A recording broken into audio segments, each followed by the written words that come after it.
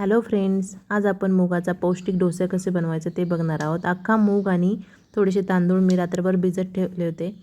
नंतर त्याचं वाटण करून घेणार आहोत. त्यात मिरची, लसूण टाकणार आहोत वाटण्यासाठी.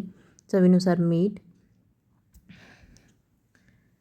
थोडंसं पाणी टाकून डोसा बनवतो तसं बॅटर बनवून घेणार आहोत आपण. थोडासा ओवा कुस्करून टाकणार आहोत चवीसाठी.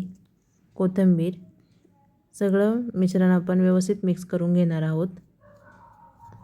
अगदी पौष्टिक आहे आणि नाश्त्यासाठी एकदम उपयुक्त असा डोसा तयार होतो. तव्यावर तेल ठेवून बॅटर व्यवस्थित पसरून घेणार आहोत. एक साईडने झाला की दुसऱ्या साईडने भाजून घेणार आहोत व्यवस्थित. अशा प्रकारे डोसा तयार आहे. थँक्यू.